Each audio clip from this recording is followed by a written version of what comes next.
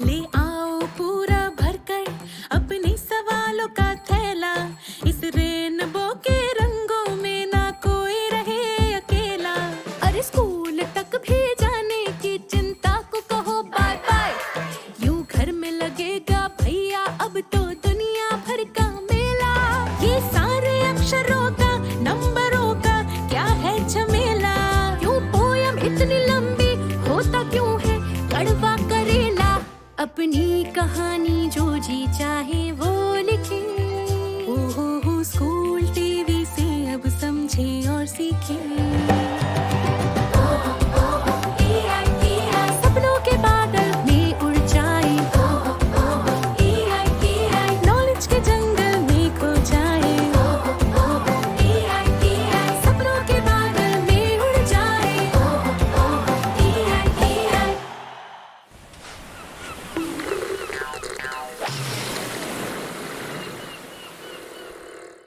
Hello बच्चों, मेरा नाम डॉक्टर श्रेया शाह है और मैं मुंबई में रहने वाली एक डेंटिस्ट हूँ। वैसे तो हमारे दांत दिखते बड़े छोटे हैं, लेकिन इनका काम उतना ही बड़ा है। तो आज हम ये सीखने वाले हैं कि इन छोटे छोटे दांतों की हमें क्यों ज़रूरत है और इनका ख्याल हम कैसे रख सकते हैं।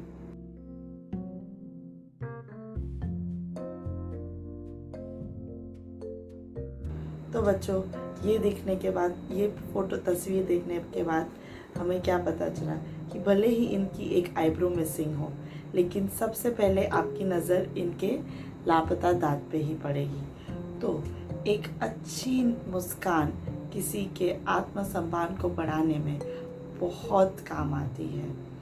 इसके साथ साथ हमें ये भी ख्याल रखना है, जब हम गिरते हैं, हमको चोट लगती है, तो हम क्या करते हैं, हम चोट को साफ करते हैं, मलहम पट्टी बांध देते हैं और 4-5 दिन में चोट अपने आप भर जाती है। बट दांतों के साथ ऐसा नहीं होता। दांत अपने आप को ठीक नहीं कर सकते हैं, इसलिए जब भी दांत में कीड़े लगे हो, दर्द हो रहा हो, खड्डा हो गया हो, उसके वजह से खाना फंसता हो, तो हमें हमारे नज़दीक के डेंटिस्ट के पास जाना बहुत ज़रूरी है इलाज के लिए, क्योंकि दांत अपने आप में ठीक नहीं होंगे। और आखिर में अगर दांत ठीक नहीं होंगे तो हम हमारे माँ के हाथों की बनाई हमारी मनपसंद लिट्टी चोखा, समोसे, सेब कैसे खा पाएंगे, राइट। तो बच्चों, इसलिए हमें हमारे दांतों को साफ रखना, स्वच्छ रखना बहुत ही ज़रूरी है।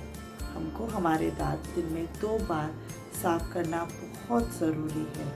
रात को जब हम सो रहे होते हैं, हमारे मुंह में बैक्टीरियाज बढ़ जाते हैं, आगे जाके यही बैक्टीरियाज हमारे दांत में सड़न पैदा करते हैं। तो मैं आपको बताती हूँ सही तरीका क्या है ब्रश करने का। आपको एक ब्रश लेना है, उस पर पेस्ट डालना है और मुलायम हाथों से सारी ओर हर दांत को शामिल करते हुए ब्रश करना ज़रूरी है, कम से कम 2 मिनट के लिए।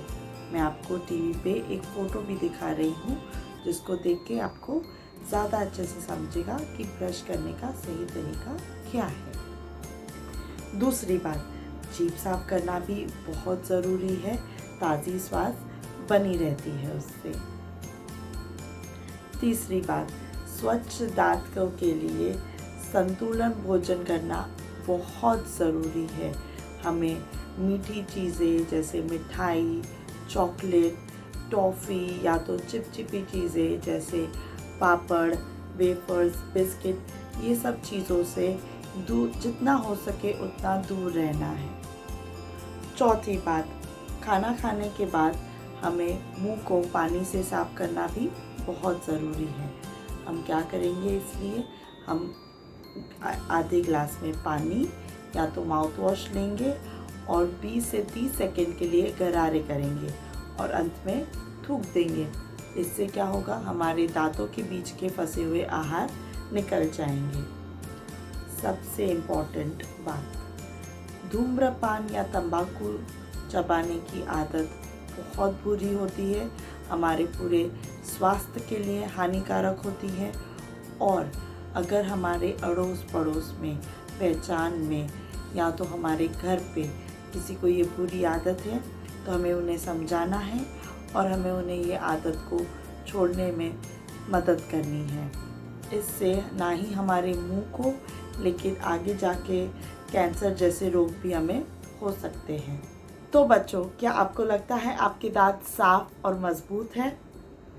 मैं आपको चैलेंज करती हूँ कि आप मुझे अपने दांतों की एक तस्वीर भेजें जिसको देख के मैं डिसाइड करूँगी किसके दांत सबसे ज़्यादा साफ और मजबूत है। तो बच्चों, मुझे आपके साथ एक छोटी सी कहानी शेयर करनी है। जब मैं आपकी उम्र की थी तब मेरा एक दूध का दांत था जो गिरने का नाम ही नहीं ले रहा था और मुझे काफ़ी परेशानी होती थी। कभी कभी खाना खाने के टाइम पे खून भी निकलता था और दर्द भी होता था। तो मैंने मेरे दोस्तों से कहा, मेरे दोस्तों ने मुझे और डरा दिया। उन्होंने मुझे कहा कि अगर आप डेंटिस्ट के पास जाएंगे, डॉक्टर के पास जाएंगे तो आपको इंजेक्शन देंगे, आपको गोली देंगे।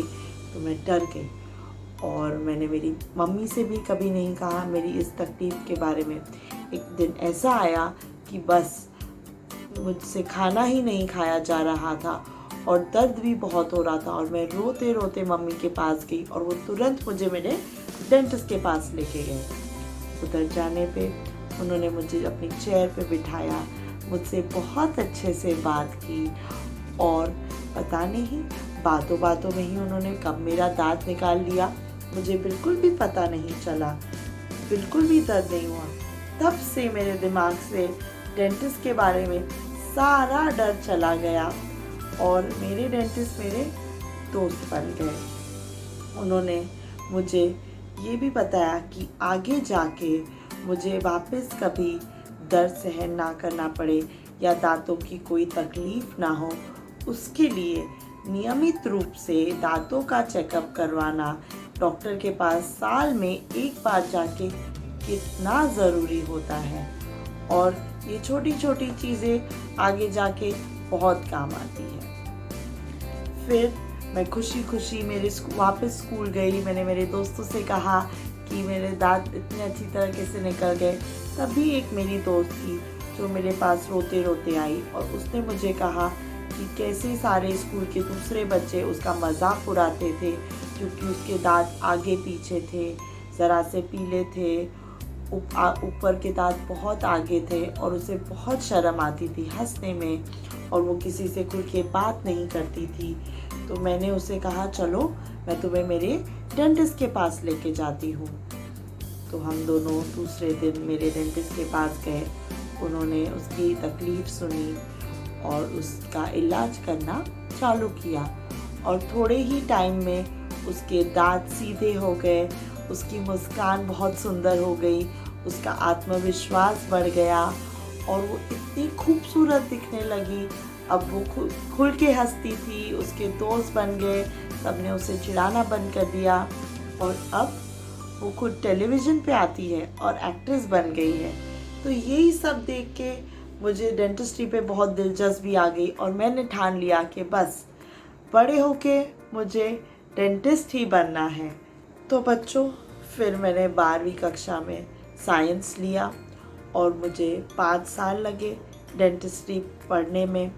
इसी समय मेरे सामने एक बहुत दिलचस्प सब्जेक्ट आया, फोरेंसिक डेंटिस्ट्री। आपने बच्चों टीवी पे CID या क्राइम पेट्रोल तो देखा ही होगा। तो उसमें आपने अगर देखा होगा तो कैसे एक डेंटिस्ट किसी का दांत देख के, मुंह की हड्डियां देख के या तो काटने के निशान देख के कैसे पुलिस को मदद कर सकते हैं चोर को पकड़ने में। ये बहुत ही दिलचस्पी का सब्जेक्ट है। तो बच्चों, अब मैं देखना चाहती हूँ कि आपको आज मेरे दिए हुए व्याख्यान में से कितना समझ में आया और कितना याद रहा। तो मैं आपको 4 प्रश्न पूछूंगी और आपको अपने शब्द में लिख के मुझे भेजने हैं। क्या आप रेडी हो? ठीक है। मेरा पहला सवाल, हमें हमारे दांत साफ और तंदुरुस्त रखने के लिए दिन में कितनी बार ब्रश करना चाहिए? मेरा दूसरा सवाल, किस तरह का भोजन हमारे दांतों के लिए हानिकारक होता है। मेरा तीसरा सवाल, हमारे मुंह में कितने दांत होते हैं? और मेरा चौथा सवाल, ये आप अपने शब्दों में मुझे लिख के बताइए 10 अलग तरीकों के रोग जो हमारे मुंह में पाए जाते हैं, और इसमें से जो भी सबसे ज़्यादा सही जवाब लिख के मुझे भेजेगा वो हमारा विनर होगा। थैंक यू बच्चों। आप सभी बच्चों से यह अनुरोध है कि आप भी इस प्रतियोगिता में हिस्सा लीजिए और अपनी एंट्रीज को हमारे पास भेजिए। आप अपनी एंट्रीज हमें 3 तरीकों से पहुंचा सकते हैं। पहला, व्हाट्सएप द्वारा इस नंबर पर भेज सकते हैं। नंबर है 9321961744 9321961744। दूसरा, आप हमें ईमेल भी कर सकते हैं इस मेल आईडी पे BEPCDDPROGRAM@gmail.com, या आप हमें डाक के माध्यम से भी अपनी एंट्रीज भेज सकते हैं इस पते पर। गुणवत्ता संभाग, बिहार शिक्षा परियोजना परिषद, शिक्षा भवन, राष्ट्रभाषा परिषद परिसर, सैदपुर, राजेंद्र नगर, पटना 800004। बच्चों, आपको अपनी एंट्रीज हमें इस प्रारूप में भेजनी है। सबसे पहले विद्यार्थी का नाम, फिर विद्यालय का नाम, उसके बाद कक्षा और एकदम अंत में जिला। इस तरह से लिखकर आप अपनी एंट्रीज हम तक पहुंचा सकते हैं। और याद रखें, आप हमें अपनी एंट्रीज आने वाले शुक्रवार शाम 6 बजे तक ही भेज सकते हैं। धन्यवाद।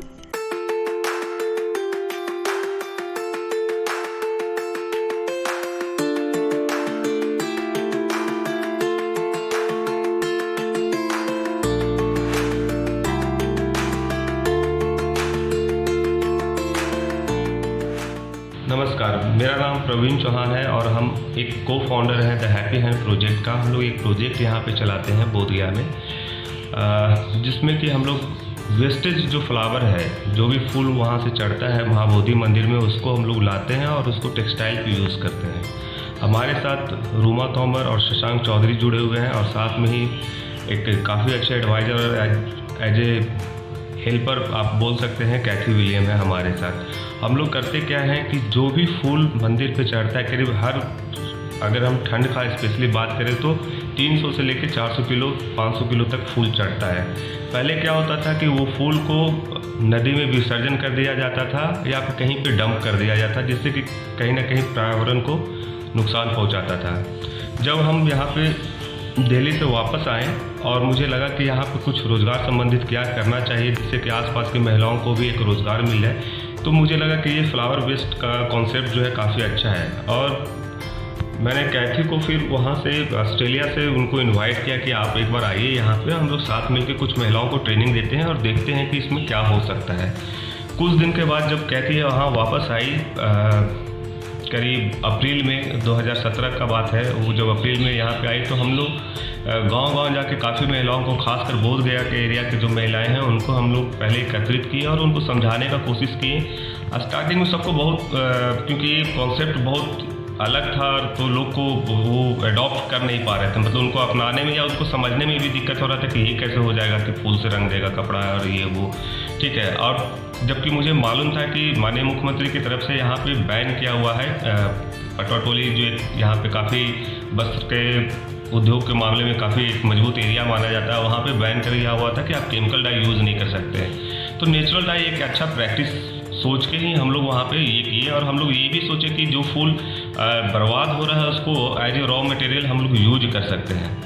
तो जब ट्रेनिंग देना स्टार्ट, जब लोगों को एकत्रित करना स्टार्ट किए तो शुरू में थोड़ा सा प्रॉब्लम हुआ एकत्रित होने में, लेकिन तब भी उसमें करीब 30 महिलाएं हमारे साथ जुड़ गई और उनको हम लोग यहाँ पे करीब 15 दिन तक रह के सारा ट्रेनिंग दिए कि स्टार्टिंग से कपड़ा को कैसे हम लोग भिगोते हैं, कैसे उसको मतलब उसमें पाउडर कैसे बनाते हैं, फूल को कैसे सुखाते हैं, अगर कपड़ा आपको रंगाई करते समय अगर ख़राब हो गया तो उसको बर्बाद ना समझ के उसको फिर से कैसे रीयूज कर सकते हैं। तो बहुत सारा प्रैक्टिस वो उसमें इन्वॉल्व था। हुआ क्या कि जब हम लोग यहाँ पे ट्रेनिंग दे चुके थे तो फिर हमने BTMC को कांटेक्ट किया। उस समय श्री रवि सर थे यहाँ पे डिस्ट्रिक्ट मजिस्ट्रेट, तो उनको समझाया। हालांकि ये प्लेटफॉर्म पे उतरने के पहले उनका ट्रांसफ़र हो गया, उसके बाद अभिषेक सर आए, फिर उन्होंने इस चीज़ को आगे लेके गए उनको, इस कॉन्सेप्ट को। तो होता क्या है कि हम लोग अभी आपको संक्षेप में बताते हैं कि मतलब इस प्रैक्टिस को कैसे करते हैं। करते क्या है कि मान लीजिए कोई भी फूल, ऐसा नहीं कि मंदिर का ही फूल, कोई भी फूल को आप अभी फूल को पहले तो आप पंखुड़ी को उसको अलग करके, ठीक है, और उसको सुखा लेते हैं किसी भी तरह से। सुखाने का सबसे अच्छा तरीका क्या होता है कि आपके यहाँ अगर कोई चादर है तो चादर पे ही सुखा लीजिए, या साड़ी, या पुराना कोई कपड़ा है, या जिसको काट के आप लोग जोड़ के एक साड़ी टाइप का, मतलब कुल मिला के उसको सुखाना है। डायरेक्ट फर्श पे इसलिए सुखाने के लिए मना करते हैं क्योंकि कभी कभी धूल मिट्टी भी बहुत ज़्यादा उसमें लग जाता है, या बहुत बार ऐसा होता है कि अचानक से बरसात या मौसम, मान लीजिए ठंड का मौसम है तो उसमें फूल को नीचे से ना वो चिपक जाता है और उसमें नमी ज़्यादा होने के कारण उसमें फंगस लग जाता है, मतलब वो कीड़ा उड़ा लग जाएगा और वो कहीं सही नहीं है। तो सबसे अच्छा क्या होता है कि आप कोई चीज़ पे मतलब कपड़े पे सुखाते हैं तो हवा का नमी आर पार होता रहता है। और टोटल कहने का मतलब ये है कि उसको फूल को सुखाना है।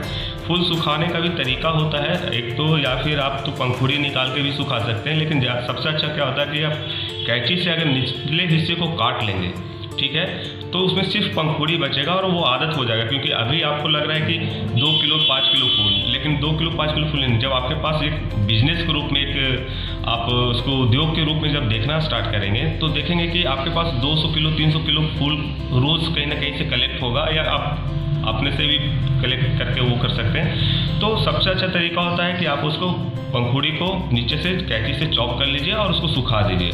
सुखाने के बाद आप उसको या फिर घर में ही मिक्सी में, अगर आपको लगता है कि आपका मिक्सी उतना सफिशिएंट है उसको पीसने के लिए, तब तो ठीक है, नहीं तो सबसे अच्छा क्या है कि आटा चक्की में जाइए और उनको बोलिए कि इसको हमको पीस के दे दो।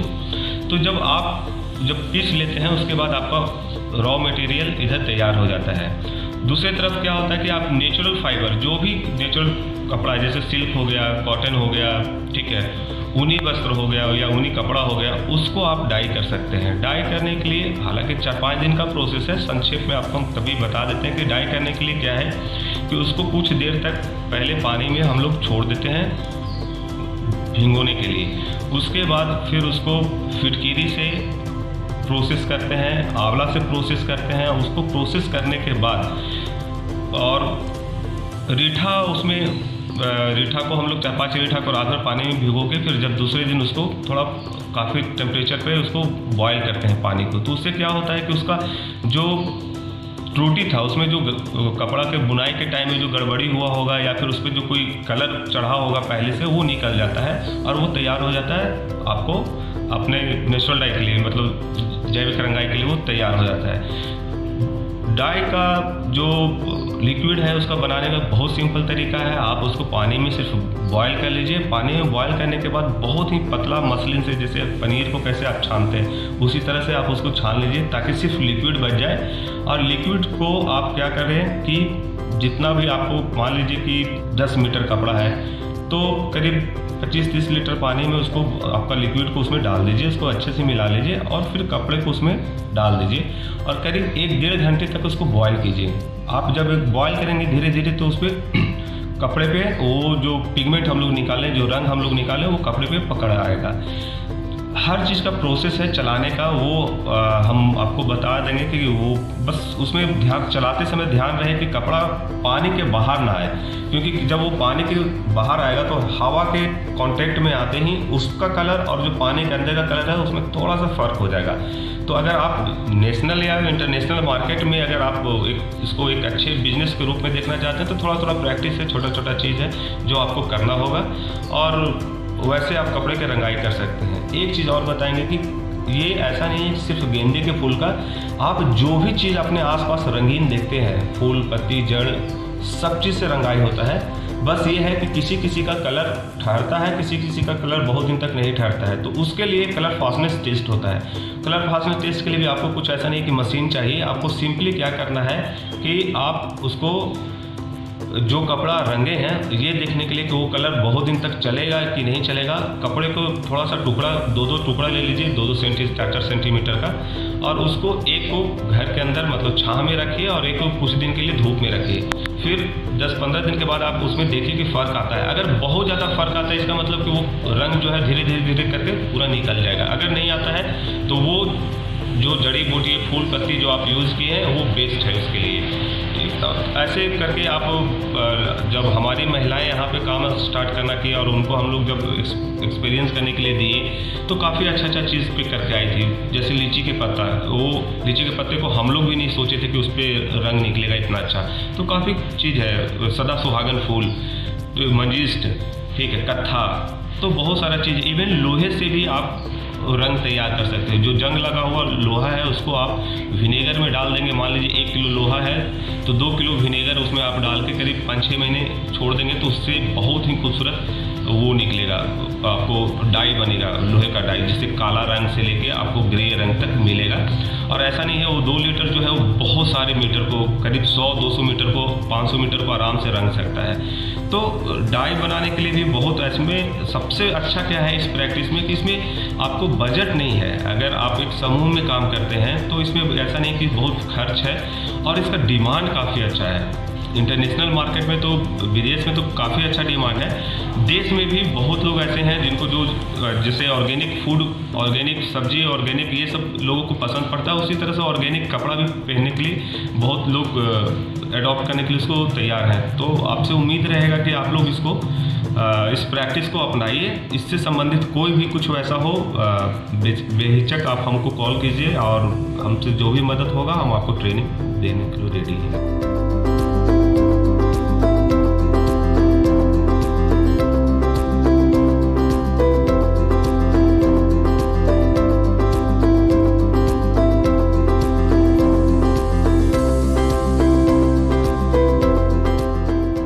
बच्चों को एक चीज़ बोलेंगे कि देखिए, आने वाला समय में हर देश का स्तंभ बच्चा ही लोग होता है, ठीक है। तो आपसे एक चीज़ करेंगे कि पहले तो आप अपने दिमाग को इतना स्वतंत्र रखें कि कुछ जैसे ये बहुत इनोवेटिव आइडियाज़ था, तो आप अपने पास भी इनोवेटिव आइडियाज़ लाते रहें। और इसमें भी अगर ये प्रैक्टिस भी करना है तो आप इस प्रैक्टिस को कीजिए, और इसमें कुछ और भी आपको लगता है कि इसमें ये चीज़ और हो सकता है या हो सकता था, इसमें ये चीज़ हो सकता था, तो वो भी हम आपको ये करेंगे और अच्छा कीजिए।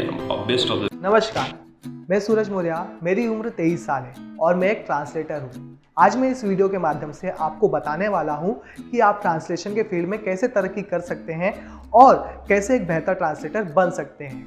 12th के बाद मैंने जो है BMM नाम का एक कोर्स किया। BMM यानी बैचलर इन मास मीडिया। क्या होता है BMM में? BMM में 2 सालों तक आपको मीडिया से रिलेटेड पढ़ाई कराई जाती है, और जब आप 3rd ईयर में पहुंचते हैं तब आपके सामने 2 ऑप्शन होते हैं, जिसमें एक जर्नलिज्म होता है और एक एडवर्टीजमेंट होता है। तो आप चाहे तो जर्नलिज्म चुन सकते हैं या एडवर्टीजमेंट चुन सकते हैं। मैंने जर्नलिज्म चुना और मैंने जो है वहाँ से लिखने का काम करना शुरू कर दिया। जर्नलिज्म में मैं क्या करता था, मैं कभी अंग्रेजी न्यूज़ को हिंदी में ट्रांसलेट करता था और कभी मराठी न्यूज़ को हिंदी में ट्रांसलेट करता था। इससे जो है मेरे ट्रांसलेशन स्किल्स बढ़ने लगे। जर्नलिज्म की पढ़ाई पूरी करने के बाद मैंने क्राइम पेट्रोल शो में बतौर स्टोरी रिसर्चर काम करना शुरू किया। यहाँ पर कुछ सालों तक काम करने के बाद मैं गोइंग टू स्कूल नाम की संस्था से जुड़ा। यहाँ पर बतौर में लेखक काम करता था और लेखन के दौरान कई सारी स्टोरियों को ट्रांसलेट भी करता था, जिनमें से the land of love and honey और द लास्ट शो एक है। इन दोनों कहानियों के बारे में मैं आपको आगे बताऊंगा। फिलहाल मैं आज एक मल्टीनेशनल कंपनी में बतौर ट्रांसलेटर काम कर रहा हूँ। अगर आप अपना करियर ट्रांसलेशन में बनाना चाहते हैं तो सबसे पहले आपको जानना होगा कि एक ट्रांसलेटर करता क्या है। दरअसल ट्रांसलेटर 2 भाषाओं के बीच की दूरी को दूर करने का काम करता है। मान लीजिए कोई एक किताब है जो आपको बहुत पसंद है, लेकिन वो अंग्रेजी में है और आपको अंग्रेजी नहीं आती, तो एक ट्रांसलेटर इस किताब को हिंदी या आपकी भाषा में ट्रांसलेट करेगा, जिसके बाद आप उस किताब को बड़ी ही आसानी से पढ़ सकेंगे। एक बेहतर ट्रांसलेटर बनने के लिए कुछ बातें ध्यान में रखना बेहद आवश्यक है, जैसे कि भाषा का ज्ञान। भाषा का ज्ञान इसलिए क्योंकि अगर आप किसी भाषा से जुड़े हुए हैं तो उस भाषा की छोटी से बड़ी चीज़ें आपको पता होनी चाहिए। जैसे कि मान लीजिए अगर आप कोई किताब ट्रांसलेट कर रहे हैं तो आपको उस भाषा का ज्ञान इसलिए भी आवश्यक होना चाहिए क्योंकि वहाँ पर बहुत सारे मुहावरे भी आते हैं। अगर मुहावरे मान लीजिए अगर अंग्रेजी में दिए गए हैं और आप उसका ट्रांसलेट करते हैं या आप उसका रूपांतरण करते हैं तो गलत है। आपको ऐसे मुहावरे का चुनाव करना होगा जो अंग्रेजी से मेल खाता हो। दूसरी बात, व्याकरण। किसी भी भाषा का आधार होता है व्याकरण। अगर आप हिंदी का मान लीजिए तो हिंदी की व्याकरण होती है, अंग्रेजी में भी व्याकरण होते हैं, मराठी भाषा में भी व्याकरण होते हैं। व्याकरण किसी भी भाषा का आधार होता है। जिस तरह से किसी भी घर का आधार उसका फाउंडेशन होता है, उसी तरह से व्याकरण किसी भी भाषा का आधार होता है। अगर आपको किसी भाषा का व्याकरण नहीं आता तो आप एक बेहतर ट्रांसलेटर नहीं बन सकते। ट्रांसलेशन करते वक्त आपको व्याकरण से जुड़ी छोटी से छोटी और बड़ी से बड़ी बातों को याद रखना होता है, जैसे कि काल कितने प्रकार के होते हैं, वाक्य कितने प्रकार के होते हैं, भेद कितने प्रकार के होते हैं और छोटी की बड़ी की का इस्तेमाल कब किया जाता है। इसके अलावा नुक्ता कब इस्तेमाल किया जाता है। इसके अलावा कॉमा का कब उपयोग किया जाता है।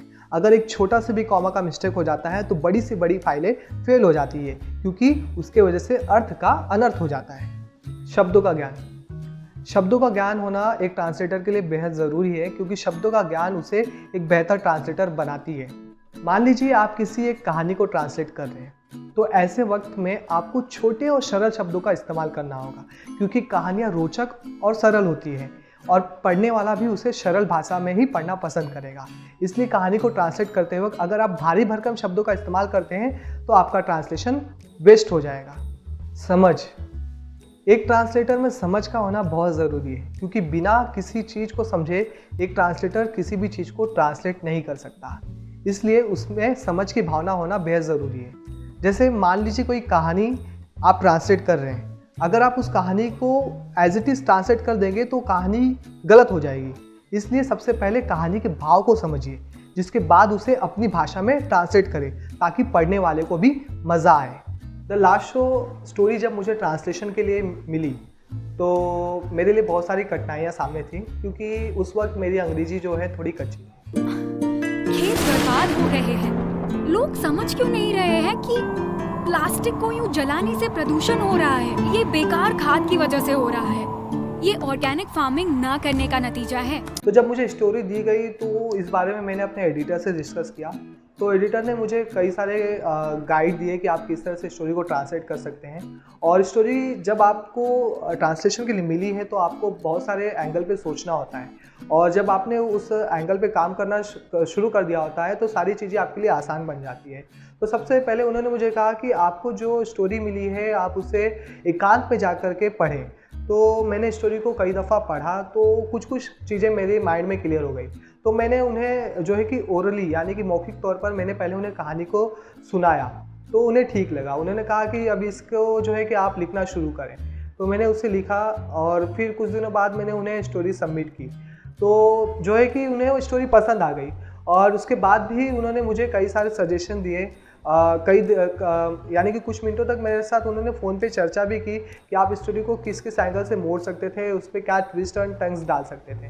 तो उन्होंने जो मुझे निर्देश दिए उस हिसाब से मैंने कहानी को लिखा और कहानी सबमिट कर दी। कहानी सबमिट होने के बाद लास्ट शो के जो है कि ये इलस्ट्रेशंस आए। इलस्ट्रेशन को क्या करना था कि अब मुझे इलस्ट्रेशन को उसके स्टोरी वाइज मिलाना था क्योंकि हम ग्राफिक नॉवल बना रहे थे जो एक कॉमिक बुक टाइप थी। तो अब ये हुआ कि स्टोरी मेरे माइंड में क्लियर हो गई थी तो जो है कि जो इलस्ट्रेशंस आए थे उसे मैं आसानी से मिला ले गया, जो एडिटर को काफ़ी पसंद आई। अब इसके बाद ये हुआ कि मुझे डिज़ाइनर के साथ बैठ करके उस इलस्ट्रेशन को सही करवाना था और इलस्ट्रेशन किस सीरीज़ में जा रहे हैं वो भी देखना था और कॉमिक बुक में जिस तरह से जैसे बबल्स में छोटे छोटे डायलॉग होते हैं उसे भी लिखना था। अब कहानी तो लिख गई लेकिन हमें फ़ोटो और छोटे छोटे डायलॉग के साथ कहानी को बताना भी था। अब डायलॉग्स लिखना मेरे लिए भी एक बड़ी बात थी तो अब मैं डिज़ाइनर के साथ बैठ करके डायलॉग्स भी लिखा रहा था और इस तरह से जो है कि हमारी the last show book complete हुई। अगर आपने लास्ट शो बुक नहीं पढ़ी है तो आपको एक बार पढ़नी चाहिए क्योंकि ये पर्यावरण में हो रहे अनचाहे बदलाव के लिए है। The land of love and honey की कहानी भी कुछ द लास्ट शो की तरह है। बदलाव एक दिन में नहीं आता है, उसके लिए लड़ना पड़ता है, अपनों से और अपने सपनों से। मेरा भी एक सपना था। और फिर दिल्ली से लड़के वाले आए हैं, ज्योति को बुलाओ। मतलब यहाँ पर कहानी जो है उसकी कहानी नहीं, यहाँ पर मेरी कहानी कि किस तरह से मैंने इसे ट्रांसलेट किया। तो अब ये हुआ कि मुझे कहानी मिल गई और मैंने इसे ट्रांसलेट किया, लेकिन यहाँ पर मुझसे मीनिंग एरर की गलती हो गई। और मीनिंग एरर की गलती किसी भी ट्रांसलेटर से बड़ी ही आसानी से हो सकती है। इसमें क्या होता है कि जो आपको सोर्स टेक्स्ट, मतलब जो मुझे कहानी मिली है, उससे मुझे समझने में गलती हो गई थी, और जिससे क्या हुआ कि जो मैंने लिखा, जिसका मैंने अनुवाद किया, वो गलत हो गया। अब एडिटर ने इसे पकड़ लिया। अब एडिटर ने कहा कि भैया आपको अंग्रेजी नहीं आती, आपने मीनिंग एरर कर दी। तो इसलिए हम जिस चीज़ का ट्रांसलेट कर रहे हैं या जिस चीज़ को हम ट्रांसलेट कर रहे हैं उसे हमें बड़े केयरफुली यानी बड़ी ध्यान से पढ़ना होता है। और अगर आपने उसे ध्यान से नहीं पढ़ा है तो आप मीनिंग एरर कर सकते हैं, और ट्रांसलेटर से अक्सर मीनिंग एरर होती रहती है। तो इस बात पे हमें ध्यान रखना चाहिए और फिर आगे बढ़ते रहना चाहिए। अब मीनिंग एरर तो मेरी पकड़ी गई और मैंने उससे फिर एडिटर से डिस्कस किया, और जहाँ जहाँ मुझे लगा कि मेरी मीनिंग एरर है फिर मैंने उस सारी चीज़ों को एडिटर से सही करवाया और फिर कहानी आगे बढ़ी। कहानी आगे बढ़ने के बाद उसके इलस्ट्रेशंस आए, इलस्ट्रेशंस पे हमने काम किया, इलस्ट्रेशन को सीरीज़ वाइज बिठाया। फिर मैं डिज़ाइनर के पास गया और डिज़ाइनर के पास बैठ करके बबल्स में जो है डायलॉग्स लिखवाए।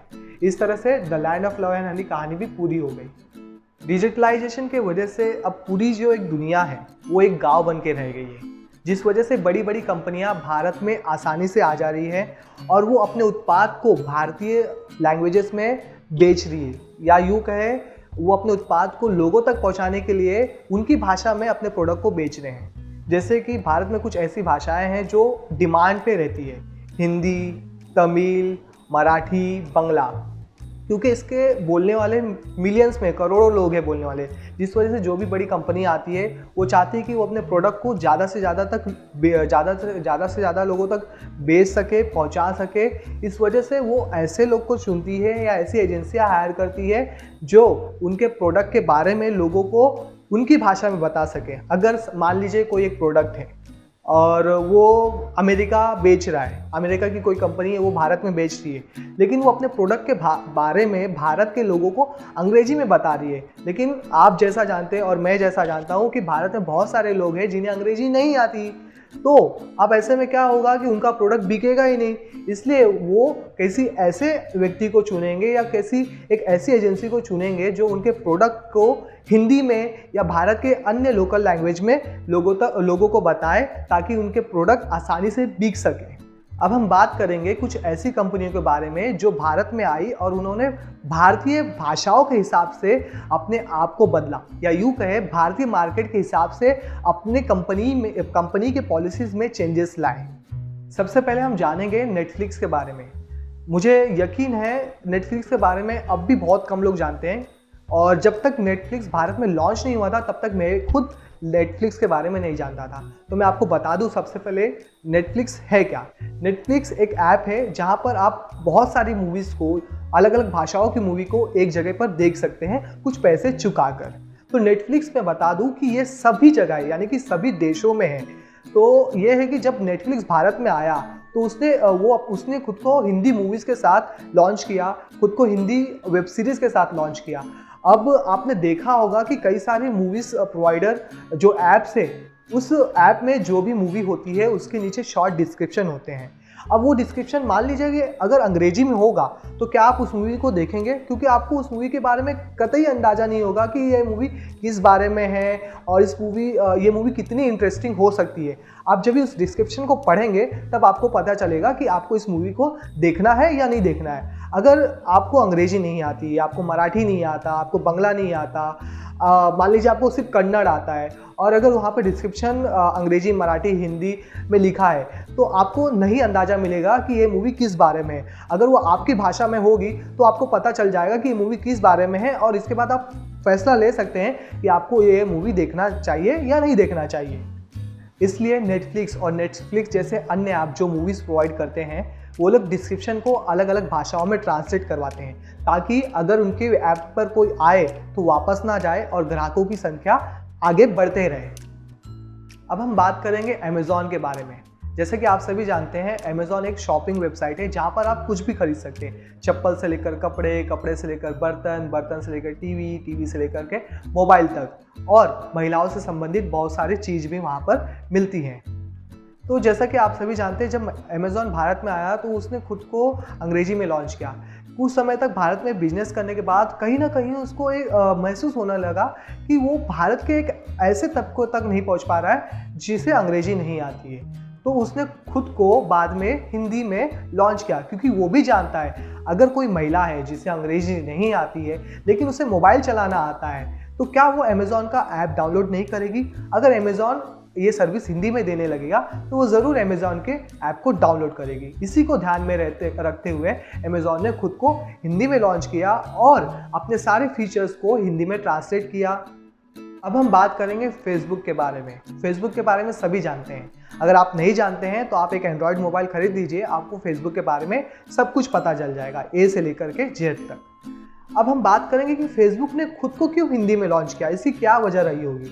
मान लीजिए आप एक फेसबुक यूज़र हैं और आपको अंग्रेजी नहीं आती, आपको सिर्फ हिंदी आती है, और किसी कारण फेसबुक जो है आपका ब्लॉक हो गया है, और फिर उसके लिए आपको फेसबुक ने अंग्रेजी में लंबा चौड़ा मेल भेज दिया है या कोई मैसेज भेज दिया है। अब क्या होगा, अंग्रेजी नहीं आने की वजह से आप उस मैसेज को पढ़ेंगे नहीं और फेसबुक को अनइंस्टॉल कर देंगे। इससे क्या होगा, फेसबुक का जो है एक यूज़र कम हो जाएगा और वो क्या होगा, फेसबुक के लिए घाटा साबित होगा। ये ना हो इसलिए फेसबुक ने अपने आप को कई सारे भाषाओं में लॉन्च किया हुआ है। आप सेटिंग में जाकर के भाषा चेंज कर सकते हैं। अगर आपको हिंदी आते हैं तो आप हिंदी में उसके फीचर्स देख सकते हैं, आपको मराठी में आते हैं तो आप मराठी भाषा को चुन के उसके फीचर्स मराठी में देख सकते हैं। ये इसलिए फेसबुक ने किया है ताकि वो लोगों तक आसानी से पहुंच सके। तो जैसा कि आपने देखा, ट्रांसलेशन का फील्ड बहुत बड़ा है, क्योंकि बड़ी बड़ी जो कंपनियां हैं खुद को लोकल लैंग्वेज में ला रही है। इससे आप अंदाज़ा लगा सकते हैं कि आने वाले टाइम में आप ट्रांसलेशन के क्षेत्र में जो है बूम कर सकते हैं, जिससे अंग्रेजी में कहते हैं कि तहलका मचा सकते हैं और अच्छी कमाई भी कर सकते हैं। अगर आप ट्रांसलेटर बनना चाहते हैं तो जाते जाते मैं आपको एक छोटी सी एक्टिविटी देना चाहूँगा। अपने किताब में लिखी कोई कहानी या कोई भी एक न्यूज़ आर्टिकल को ट्रांसलेट करें और हमें भेज दें। धन्यवाद। आप सभी बच्चों से यह अनुरोध है कि आप भी इस प्रतियोगिता में हिस्सा लीजिए और अपनी एंट्रीज को हमारे पास भेजिए। आप अपनी एंट्रीज हमें 3 तरीकों से पहुंचा सकते हैं। पहला, व्हाट्सएप द्वारा इस नंबर पर भेज सकते हैं। नंबर है 9321961744 9321961744। दूसरा, आप हमें ईमेल भी कर सकते हैं इस मेल आईडी पे BEPCDPROGRAM@gmail.com, या आप हमें डाक के माध्यम से भी अपनी एंट्रीज भेज सकते हैं इस पते पर। गुणवत्ता संभाग, बिहार शिक्षा परियोजना परिषद, शिक्षा भवन, राष्ट्रभाषा परिषद परिसर, सैदपुर, राजेंद्र नगर, पटना 800004। बच्चों, आपको अपनी एंट्रीज हमें इस प्रारूप में भेजनी है। सबसे पहले विद्यार्थी का नाम, फिर विद्यालय का नाम, उसके बाद कक्षा और एकदम अंत में जिला। इस तरह से लिखकर आप अपनी एंट्रीज हम तक पहुंचा सकते हैं। और याद रखें, आप हमें अपनी एंट्रीज आने वाले शुक्रवार शाम 6 बजे तक ही भेज सकते हैं। धन्यवाद। नमस्ते, मेरा नाम है पूजा गोलचा और मैं ब्रिटिश टेलीकॉम में काम करती हूँ। आज का विषय है एक कंपनी में आमतौर पर कौन कौन से विभाग होते हैं और उनमें क्या काम किया जाता है। ये शिक्षा आपके किस काम आ सकती है। अगर अपनी पढ़ाई के उपरांत आप अपनी खुद की एक कंपनी खोलना चाहते हैं या किसी और कंपनी में काम करना चाहते हैं तो ये शिक्षा आपके काम आ सकती है। वैसे तो हर कंपनी में उसकी प्रकृति अनुसार कई विभाग हो सकते हैं। आज हम उन मुख्य विभागों की बात करेंगे जो अधिकतर हर कंपनी में होते हैं। पहला मुख्य विभाग है सेल्स यानी कि विक्रय विभाग। विक्रय विभाग का मुख्य उद्देश्य होता है कंपनी के उत्पाद और सेवाओं को बेचना। बेचने के लिए कर्मचारी ग्राहकों से मिल सकते हैं या उनसे फोन पर भी संपर्क कर सकते हैं। पर्याप्त अनुभव होने के बाद एक सेल्स कर्मचारी विशिष्ट पद पर भी पहुंच सकता है, जहां उसकी जिम्मेदारी होती है कार्यनीति बनाना और अन्य सेल्स कर्मचारियों को दिशा निर्देश देना। अगला मुख्य विभाग है मार्केटिंग यानी कि विपणन विभाग। कुछ लोग सोचते होंगे सेल्स मार्केटिंग से अलग कैसे है। जहां सेल्स विभाग का मुख्य उद्देश्य होता है कंपनी के उत्पाद और सेवाओं को बेचना, वहीं मार्केटिंग के कर्मचारियों की मुख्य जिम्मेदारी होती है कंपनी के उत्पादों की ग्राहकों में जागरूकता पैदा करना। लोगों में जागरूकता पैदा करने के लिए मार्केटिंग कर्मचारी टीवी, अखबार, रेडियो में विज्ञापन दे सकते हैं। इसके अलावा वो आकर्षक पैकेजिंग और लाभप्रद ऑफर्स का भी आविष्कार करते हैं। तीसरा मुख्य विभाग है अकाउंट्स, टैक्स और फाइनेंस विभाग यानी कि खाता, कर और वित्त विभाग। खाता विभाग के कर्मचारी कंपनी की आय और खर्चों का हिसाब रखते हैं ताकि ये पता चल सके कि कंपनी हानि में है या लाभ में। कर विभाग के कर्मचारी कंपनी के कर अनुपालन के लिए जिम्मेदार होते हैं, जैसे कि आयकर, जीएसटी इत्यादि। और वित्त विभाग कंपनी में पैसों के स्रोत और निवेश से जुड़ी नीतियां बनाता है। चौथा मुख्य विभाग है इंफॉर्मेशन टेक्नोलॉजी आईटी यानी कि तकनीकी विभाग। इस विभाग के कर्मचारी कंपनी में इस्तेमाल होने वाली मशीनें, सॉफ्टवेयर, इंटरनेट सेवाएं आदि लगाते हैं और उनके रखरखाव का भी ध्यान रखते हैं। ह्यूमन रिसोर्सेज यानी कि मानव संसाधन विभाग। इस विभाग के कर्मचारियों की कई जिम्मेदारियां होती हैं, जैसे पहला, उचित प्रतिभा के लोगों को ढूंढना और कंपनी में भर्ती करना। दूसरा, कंपनी के कर्मचारियों के विकास के लिए क्रियाएं करना, जैसे विभिन्न प्रकार के प्रशिक्षणों की व्यवस्था। और तीसरा, कंपनी में काम करने वाले कर्मचारियों के वेतन से जुड़े फैसले लेना। इन 5 मुख्य विभागों के अलावा कंपनी में अन्य कई विभाग भी हो सकते हैं। तो चलिए 5 मुख्य विभागों को एक बार फिर से संक्षेप में समझ लेते हैं। सेल्स यानी कि विक्रय विभाग कंपनी के उत्पादों और सेवाओं की बिक्री करने के लिए जिम्मेदार। मार्केटिंग यानी कि विपणन विभाग कंपनी के उत्पादों की जागरूकता पैदा करने के लिए जिम्मेदार है। अकाउंट्स, टैक्स और फाइनेंस यानी कि खाता, कर और वित्त विभाग कंपनी के खाते और कर अनुपालन के लिए जिम्मेदार है। इंफॉर्मेशन टेक्नोलॉजी यानी कि तकनीकी विभाग कंपनी में मशीनों इत्यादि को लगाना और उनके रखरखाव के लिए जिम्मेदार है। ह्यूमन रिसोर्सेज यानी कि मानव संसाधन विभाग कंपनी के कर्मचारियों की भर्ती, वेतन और विकास से जुड़ी जिम्मेदारियां। तो आज के लिए इतना ही। आशा करती हूँ आज की क्लास में मिली जानकारी आपको भविष्य में अपने लिए एक सही व्यवसाय चुनने में मदद करेगी। अपना ख्याल रखिए और रोज नए विषय सीखते रहिए। धन्यवाद। सभी को नमस्कार। कैसे हैं आप लोग? आशा है कि आप सभी को अपनी पिछली कक्षा में फलों और सब्जियों का चित्र बनाने में मजा आया होगा। पिछली बार हमने कुछ सामान्य फल और सब्जियों को देखा था और सीखा था कैसे उनका चित्र बनता है और कैसे उनमें गहराई डाली जा सकती है। हमने आंवला, हरी मिर्च और बैंगन का चित्र बनाना सीखा था। चलिए आपसे एक प्रश्न पूछती हूँ, इन तीनों में क्या समानता है? ये सभी चिकनी और चमकदार है कि नहीं? पर चलिए आज कुछ दूसरे फल और सब्जियों को देखते हैं, जैसे इमली, संतरा और कटहल। ये सभी बिल्कुल भी चमकदार नहीं हैं। इन सब की बनावट अलग है। बनावट हमें हमारे विषय का वास्तविक चित्रीकरण देने में मदद करता है। तो आज हम देखेंगे कि कैसे हम छायांकन के माध्यम से चित्र में बनावट दे सकते हैं। छायांकन के माध्यम से बनावट देने के बहुत तरीके हैं। आज हम इनके 3 तरीके देखेंगे। रेखाओं का उपयोग करके छायांकन करना, बिंदुओं का उपयोग करके छायांकन करना और अतिव्यापी गोल आकार का उपयोग करके छायांकन। आप स्वयं अपने आप से इन तीनों प्रकार के छायांकन का अभ्यास करें और देखें कि कैसे हम पेंसिल के स्ट्रोक्स का आकार बढ़ा या घटाकर कितने प्रकार की बनावट बना सकते हैं। आप अलग अलग छायांकन की तकनीकों को भी जोड़कर देख सकते हैं कि कैसे बनावट बदल रही है। चलिए हम दोबारा उस बैंगन के चित्र को देखते हैं जो हमने पिछली बार बनाया था। हमने उस बैंगन को एक अच्छा, गोल और मोटा रूप देने की कोशिश की थी, पर वो बिल्कुल भी चिकना चमकदार नहीं दिख रहा था। ऐसा इसलिए है क्योंकि हमने अपनी छायांकन में इस तरह की रेखाओं का उपयोग किया है। क्या होगा अगर हम दूसरे प्रकार के छायांकन की कोशिश करें तो? अब मैं अपनी पेंसिल से बहुत सारे नरम, अतिव्यापी गोल आकार बना रही हूँ।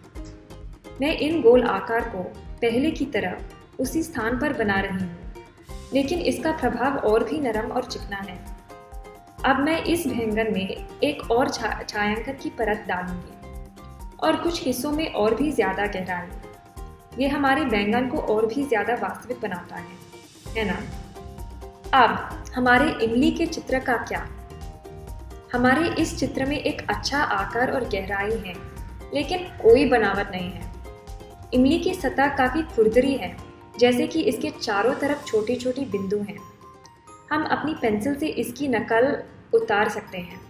फिर से अगर हम छायांकन की 3 अलग अलग तीव्रताओं का उपयोग करते हैं, जैसे डार्क, मीडियम और ब्राइट, तो यह हमारे ड्राइंग को और अधिक वास्तविक बनाते हैं। फलों में सेब एक बहुत अच्छा उदाहरण है जिसमें इन तीनों छायांकन की तकनीकों की आवश्यकता है। ये चिकना और चमकदार है, पर साथ ही इसकी सतह पर रेखाएं होती हैं और साथ ही साथ छोटे सफ़ेद दाग। इसके अलावा इनका तना काफ़ी खुरदरा होता है।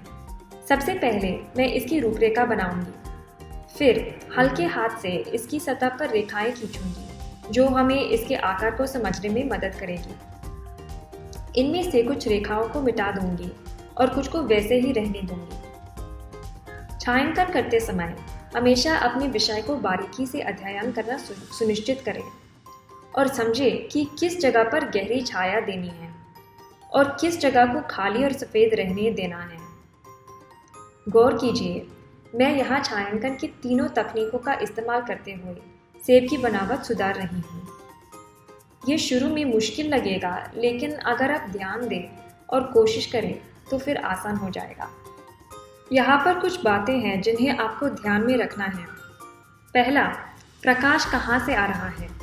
इसके आधार पर सेब काफ़ी अलग दिखेगा, इसलिए आप जब भी छाया दे रहे हो, आप सुनिश्चित करें कि आपके प्रकाश का स्रोत बीच में ना बदले। दूसरा, अपने सेब के स्थान को ना बदलें क्योंकि ये आपके ड्राइंग को भ्रमित करेगा। यही सेब काफ़ी अलग दिखेगा अगर आप इसकी दिशा बदल दें तो। यहाँ तक कि हमने हमारी जगह भी नहीं बदलनी चाहिए चित्र बनाते हुए, क्योंकि दिशा बदलने से चित्र पर प्रभाव पड़ेगा। इन तकनीकों को अन्य चीज़ों पर भी लागू किया जा सकता है, जैसे फूल। बहुत सारे सामान्य फूलों में ये मूल संरचना होती है, जैसे तना, एक छोटा कप जैसा ढांचा, कुछ पंखुड़ियाँ और केंद्र में कुछ प्रजनन अंग। हालांकि कुछ फूल जैसे पलाश बहुत अलग दिखते हैं। चित्र बनाना चालू करने से पहले हमें अपने फूल के संरचना का अच्छी तरह से अध्ययन करना चाहिए। कोई फर्क नहीं पड़ता कि हम इसे कौन से बना रहे हैं, हमें हमेशा इसके मूल संरचना को ध्यान में रखना है, क्योंकि ये हमें वास्तविकता प्राप्त करने में मदद करता है। अपने विषय को अच्छे से समझें, उनको छोटे छोटे आकार में तोड़ें और अपनी रूपरेखा बनाएं। फिर उसमें छायांकन की कई परतें डालें। ध्यान दें कि हमने इस एक ड्राइंग में तीनों प्रकार के छायांकन का उपयोग किया है, रेखाओं का उपयोग करके, चिकने गोल आकार का उपयोग करके और बिंदुओं का उपयोग करके। क्या कोई और चीज़ है जो आपका ध्यान आकर्षित कर रही है? आज के हमारे चित्र में हमने सुनिश्चित किया है कि हम किसी भी प्रकार की मोटी गहरी रूपरेखा न बनाएं, क्योंकि वे हमारे चित्र को अवास्तविक बना देती हैं। ये रही आपकी आज की एक्सरसाइज। कोई भी फल या सब्जी ले जिसकी बनावट बहुत ही चिकनी हो और उसका चित्र बनाकर उसमें छाया डालें। फिर आप कोई खुरदरी बनावट वाले फल या सब्जी का चित्र बनाएं और तीसरा, आप इन तीनों बनावट का इस्तेमाल करके कोई भी अपना पसंदीदा फल, सब्जी या फूल बनाएं। आशा करती हूँ कि ये तकनीकें आपको आपकी चित्रकारी में मदद करें। धन्यवाद मेरे साथ जुड़े रहने के लिए। आप सभी बच्चों से यह अनुरोध है कि आप भी इस प्रतियोगिता में हिस्सा लीजिए और अपनी एंट्रीज को हमारे पास भेजिए। आप अपनी एंट्रीज हमें 3 तरीकों से पहुंचा सकते हैं। पहला, व्हाट्सएप द्वारा इस नंबर पर भेज सकते हैं। नंबर है 9321961744 9321961744। दूसरा, आप हमें ईमेल भी कर सकते हैं इस मेल आईडी पे BEPCDDPROGRAM@gmail.com, या आप हमें डाक के माध्यम से भी अपनी एंट्रीज भेज सकते हैं इस पते पर। गुणवत्ता संभाग, बिहार शिक्षा परियोजना परिषद, शिक्षा भवन, राष्ट्रभाषा परिषद परिसर, सैदपुर, राजेंद्र नगर, पटना 800004। बच्चों, आपको अपनी एंट्रीज हमें इस प्रारूप में भेजनी है। सबसे पहले विद्यार्थी का नाम, फिर विद्यालय का नाम, उसके बाद कक्षा और एकदम अंत में जिला। इस तरह से लिखकर आप अपनी एंट्रीज हम तक पहुंचा सकते हैं। और याद रखें, आप हमें अपनी एंट्रीज आने वाले शुक्रवार शाम 6 बजे तक ही भेज सकते हैं। धन्यवाद।